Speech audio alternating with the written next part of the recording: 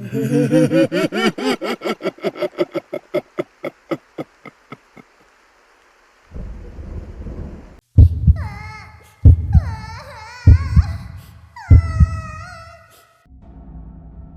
you ever worked a night shift where the silence itself feels wrong? Where empty spaces seem more occupied than the filled ones? What would you do if a piece of medical equipment kept asking for help from a bed that nobody's lying in, night after night, always at the exact same time? And what if you discovered that the bed wasn't really empty at all? My name is Rebecca Chen, and I was a registered nurse at Millfield County Hospital for 6 years. 6 years of rotating shifts, of saving lives and losing them, of learning to compartmentalize trauma so I could function the next day. I thought I'd seen everything a small-town hospital could throw at me. Overdoses, farm accidents, the slow decay of terminal illness, the sudden violence of car crashes on Route 9. I thought I understood the rhythm of life and death, thought I'd made peace with the gray spaces in between. I was wrong. And what happened on the oncology ward during those 3 weeks last October taught me that some spaces aren't gray at all. They're pitch black, and they're waiting. Millfield County Hospital sits on the edge of town, a sprawling brick structure built in the 50s and expanded haphazardly over the decades. The oncology ward occupies the entire third floor of the East Wing, 12 beds total, arranged in 6 semi-private rooms along a central corridor. It's not a cheerful place, but we do our best. Pastel walls that have faded to the color of old bone, motivational posters that nobody reads, and the constant hum of machines keeping people alive one beep at a time. The staff is small, 2 nurses and 1 aide per night shift, covering all 12 beds. We're understaffed, underpaid, and running on coffee and sheer determination.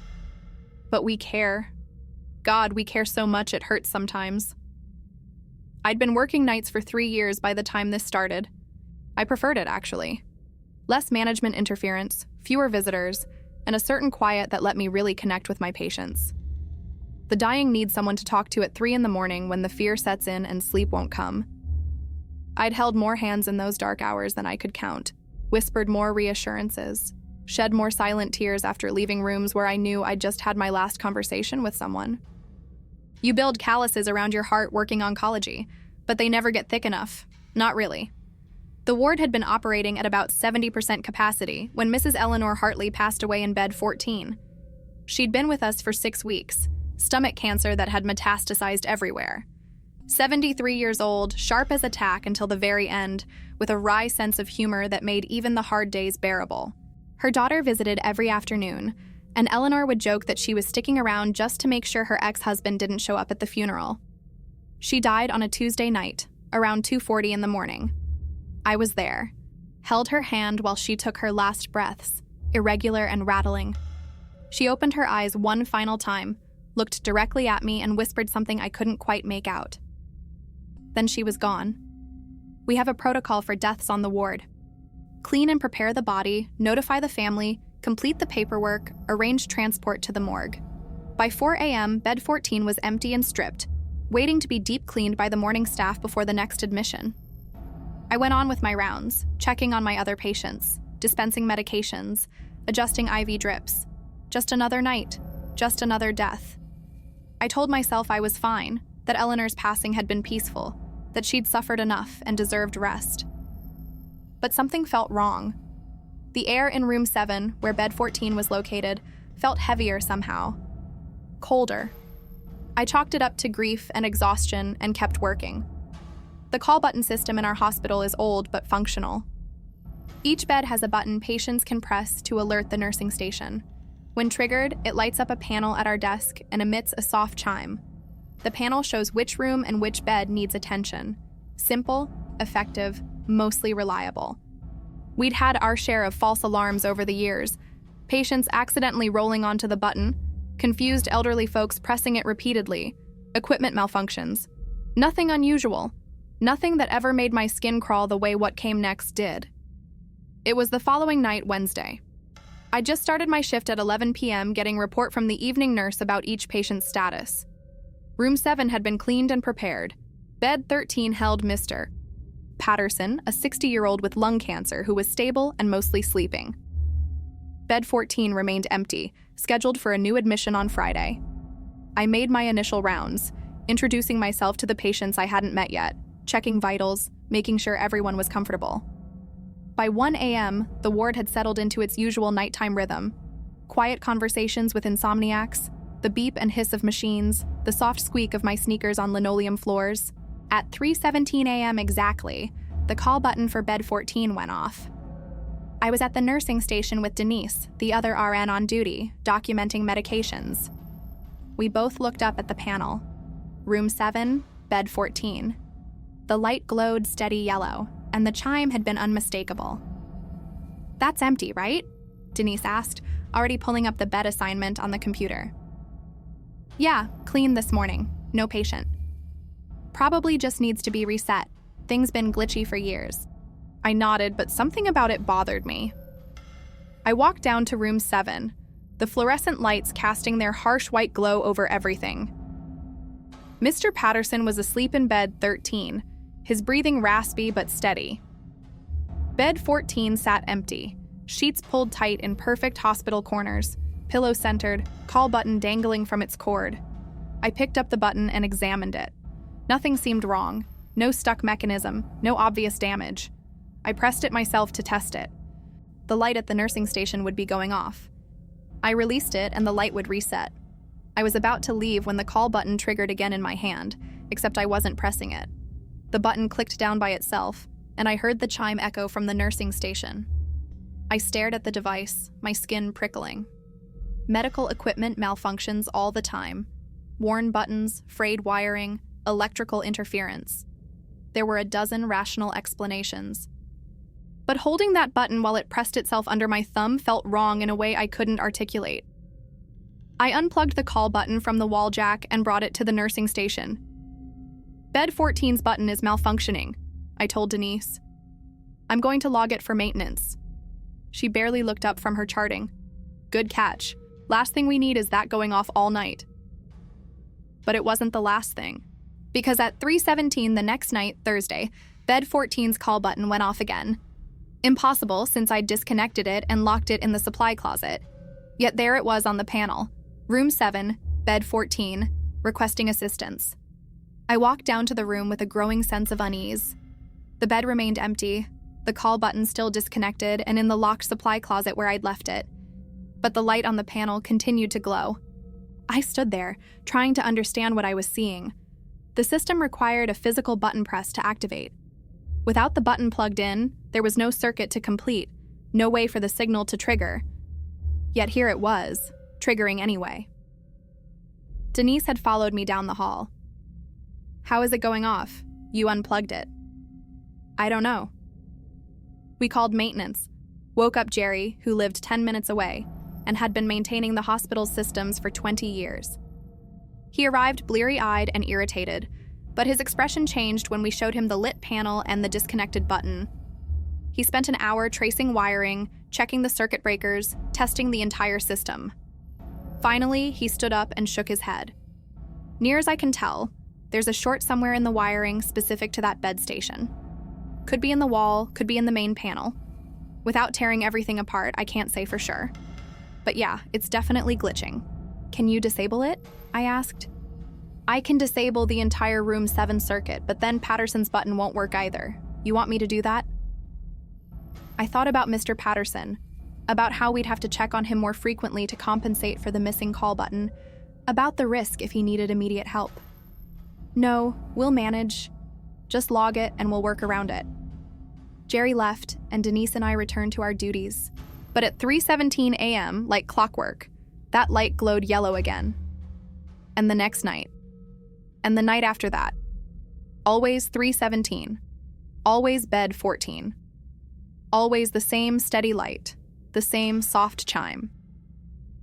By the following Tuesday, a week after it started, the entire night shift staff knew about bed 14. It became a morbid joke. "There goes Eleanor again," someone would say when the chime sounded. "She's not ready to leave yet." We'd laugh nervously and go back to work. But I noticed that nobody liked going into room 7 anymore. We'd check on Mr. Patterson quickly, efficiently, and get out. The room felt wrong, too cold, too quiet, even with Patterson's labored breathing filling the space. It was on Wednesday night. exactly 1 week after the call started, that things escalated. I was doing midnight rounds when I entered room 7 to check on Mr. Patterson. He was awake, which was unusual. The pain medication usually kept him heavily sedated during the night. He was staring at bed 14 with an expression I couldn't quite read. Fear? Confusion? Something else? Mr. Patterson? Everything okay? He didn't look at me, just kept staring at the empty bed. She's back. My skin went cold. Who's back? Eleanor. The lady who was in that bed. She keeps asking for help. I moved closer, my nursing training warring with a primal instinct to get the hell out of that room. Mr. Patterson, Eleanor passed away last week. Bed 14 is empty. No, it's not.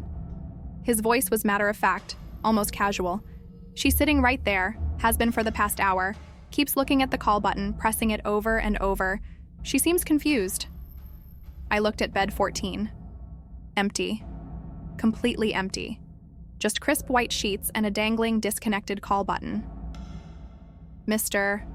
Patterson, you're on some pretty strong medication. Sometimes it can cause hallucinations. I'm not hallucinating, nurse. I got cancer, not dementia. That woman is sitting in that bed and she needs help, and none of you will come when she calls. There was frustration in his voice now, maybe even anger. She's scared, really scared. Keeps saying she doesn't understand what happened, keeps asking where her daughter is. Every hair on my arms stood up. Eleanor's daughter had been her primary emergency contact, the one who made all her end-of-life decisions. But Mr. Patterson had arrived 2 days after Eleanor died. He'd never met her, never heard us discuss her. There was no way he could know about the daughter. Mr. Patterson, how do you know about Eleanor's daughter? He finally looked at me and his eyes were completely lucid. Because she won't stop talking about her, won't stop pressing that damn button asking for help. And you people keep ignoring her. I checked his chart when I left the room, confirmed his medication doses, looked for any contraindications that might cause delirium or hallucinations. Everything was normal. His cognition had been consistently clear since admission. I logged his comments in his chart as possible confusion, but I didn't believe my own documentation. Something was happening in room 7, something I couldn't explain or rationalize away. At 3:17 a.m., like clockwork, bed 14's light appeared on our panel.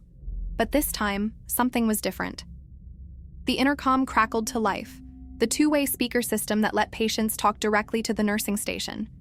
We'd never had issues with it before. The speaker for bed 14 shouldn't even work without a patient there to trigger it. But through the static, clear as day, we heard 2 words. Help me. The voice was female, weak, exactly the way Eleanor had sounded in her final days. Denise and I stared at each other, the color draining from her face. The voice came again. Help me, please, I don't understand. I don't remember making the decision to move. My body just carried me down that hallway, my heart hammering against my ribs. The voice continued through the intercom, growing more distressed. Where's Sarah? I need Sarah. Why won't anyone answer? Help me, please. Someone help me. Sarah. Eleanor's daughter. The daughter's name we'd never mentioned in front of Mr. Patterson. I stopped outside room 7, my hand trembling as I reached for the door. Through the window, I could see Mr. Patterson sitting up in bed 13, staring at bed 14. And I could see the empty bed itself, sheets undisturbed, call button hanging limp. The voice cut out. Silence rushed back in, broken only by the ambient sounds of the hospital at night. I pushed open the door and entered. The cold hit me immediately. It had to be 15 degrees colder than the hallway. My breath misted in front of my face. Is she still here? I asked Mr. Patterson. He nodded. She's watching you. She looks confused. I think she knows something's wrong but can't figure out what. I looked at bed 14, saw nothing, but I felt something. A presence, a weight in the air that had nothing to do with temperature. I approached the bed slowly, aware of how insane this would look to anyone watching. I was standing beside an empty hospital bed, addressing thin air, while my rational mind screamed that this was impossible. Eleanor, if you're here, if you can hear me, I need you to understand something. My voice shook. You died. Last Tuesday night, around 2:40 in the morning, I was with you. You weren't alone. Your body gave out, and you passed peacefully. Sarah was called. She came and said goodbye. You're gone, Eleanor. You're not supposed to be here anymore. The temperature dropped even further. My teeth started to chatter. Mr. Patterson pulled his blanket tighter around himself. She's angry, he said. She says you're lying. She says she can't be dead because she's right here. She can see everything, feel the bed under her, hear the machines. She says if she was dead, she wouldn't be able to do those things. Eleanor, I know this is hard to understand. I know it's confusing, but you need to let go. You need to stop pressing that call button. Sarah is okay. She's grieving, but she's okay. You raised a strong daughter. You did your job. It's time to rest now. The intercom crackled again. I'm scared. I don't know where to go. Every time I try to leave, I end up back here, back in this bed. It's like I'm stuck. Tears burned my eyes. This was real. Somehow, impossibly, Eleanor's consciousness was trapped in that bed, reliving her final hours over and over, not understanding that her body was gone. I'd seen a lot of things working oncology, a lot of strange coincidences around the time of death, clocks stopping, lights flickering, the sense that something lingered. But I'd always dismissed it as grief, as pattern recognition in emotional moments. This was different. This was tangible, documented, witnessed by multiple people. Eleanor, when was the last time you remember? Before waking up here? Silence. Then, I was in pain. So much pain. You gave me something for it. You held my hand and told me it would be okay. I closed my eyes. The pain stopped. And then I was back here, but confused, like I'd lost time, and nobody would come when I called. 3:17. She'd died at 2:40, and the first call came at 3:17, 37 minutes. The average time it takes to complete death paperwork, prep a body, and clear a room. She'd woken up, or whatever this was, right when we'd finished processing her death, right when the room was empty and strange. You didn't lose time, Eleanor. You died. What you're experiencing now, this isn't life. I don't know what it is, but you can't stay here. This bed is for people who need help. You don't need help anymore. You're beyond help. You need to move on. But Sarah knows you love her. Sarah was there after you died. She held your hand and told you it was okay to go. She gave you permission. But you have to take it, Eleanor. You have to choose to leave. The temperature in the room began to rise slowly. Mr. Patterson relaxed slightly, lowering his blanket. She's crying, he said softly. She says she's scared of what comes next. I sat on the edge of the empty bed, my hand resting on the sheets. To anyone walking by, I would have looked insane. A nurse sitting on an empty bed talking to the air, but I could feel her there.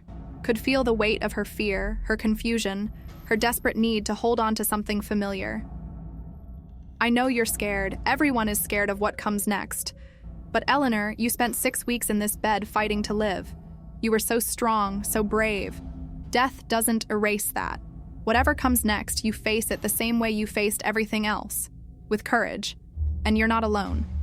I don't know exactly what's on the other side, but I've been with a lot of people when they died. And at the very end, right before they go, their faces change. They see something that makes them peaceful. That's waiting for you, Eleanor. But you have to let go of this bed. Let go of this room. Let go of the fear. The intercom crackled one final time. Thank you. Thank you for being there. Thank you for not leaving me alone. The cold vanished entirely. The weight in the air lifted. Mr. Patterson lay back down, his face relaxing. She's gone, he said. Really gone this time. The bed's empty now. I sat there for a long moment, my hand still resting on the sheets, feeling the warmth return to the room. Then I stood up, checked Mr. Patterson's vitals, adjusted his blankets, and walked back to the nursing station on shaking legs. Denise looked up as I approached. Everything okay? I saw you sitting on the bed. Looked like you were having a conversation with someone. Just talking to ghosts, I said, trying for a joke but landing somewhere near hysteria. You okay, Rebecca? You look like you've seen. She stopped, realizing what she'd been about to say. I'm fine, just tired. Long night. But I wasn't fine. I'd just had a conversation with a dead patient, helped her understand she was dead, and convinced her to move on to wherever the dead go. That's not something you just shake off. I finished my shift in a daze, documented everything that happened in careful clinical language that made it all sound routine. Patient in bed 13 experiencing confusion, possibly grief-related hallucination regarding deceased patient from bed 14. Call button malfunction continues. Maintenance notified. Nothing about voices on the intercom. Nothing about temperature drops or the weight of presence. Nothing that would make anyone think I was losing my mind. But the calls stopped. 317 came and went that night without incident. And the next night. And the next. Bed 14 remained quiet. Just another empty hospital bed waiting for the next dying patient. Jerry from maintenance came back and checked the wiring. Found nothing wrong. The glitch had apparently resolved itself, he said. These things happen with old systems. Mr. Patterson never mentioned Eleanor again.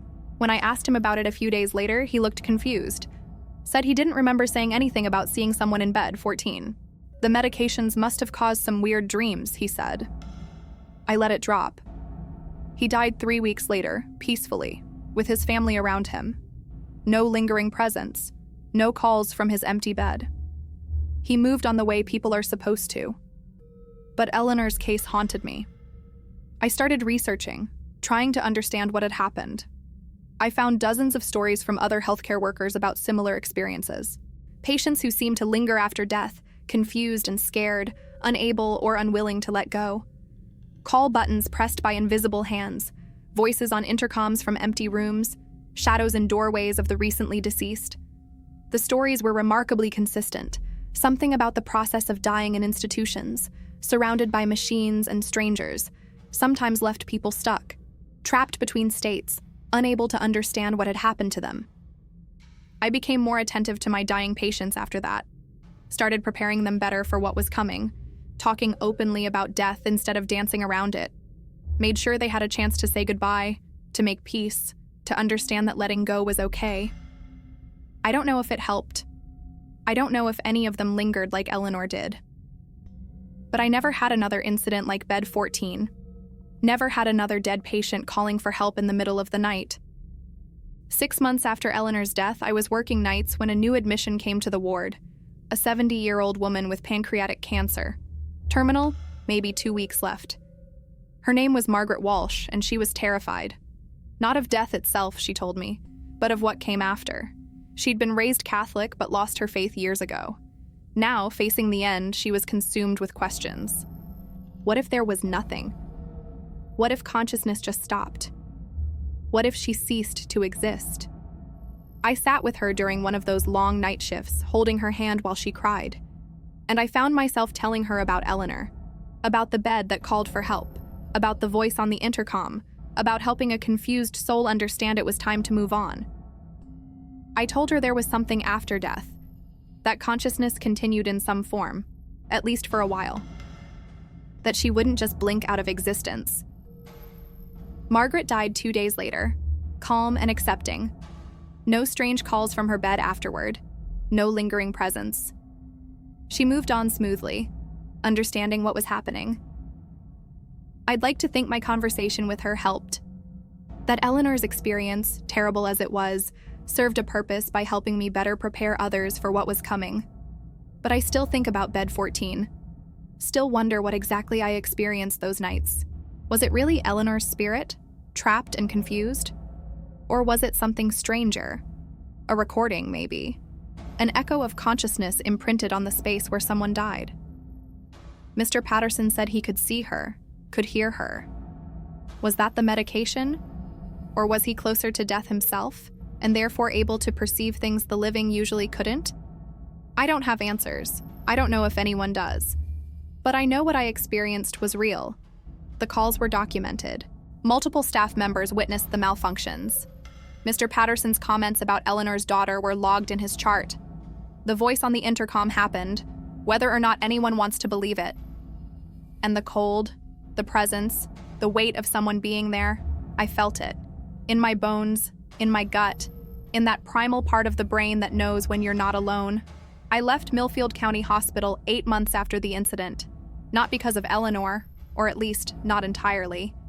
I'd been thinking about moving to a larger facility anyway, somewhere with better resources and more support staff. But I won't lie and say bed 14 didn't factor into my decision. That room never felt right after that. Even with new patients, new voices, new lives playing out in those beds, I could feel the echo of Eleanor's fear, could hear the ghost of her voice asking for help. The new oncology ward I work at now is bright, modern, with private rooms and state-of-the-art equipment. The call system is digital, backed up by multiple redundancies. If a patient needs help, we know immediately.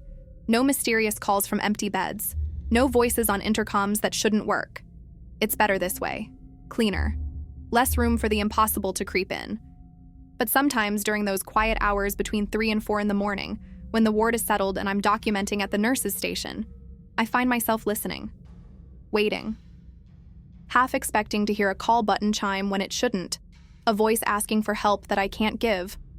And I think about all the Eleanor Hartleys out there.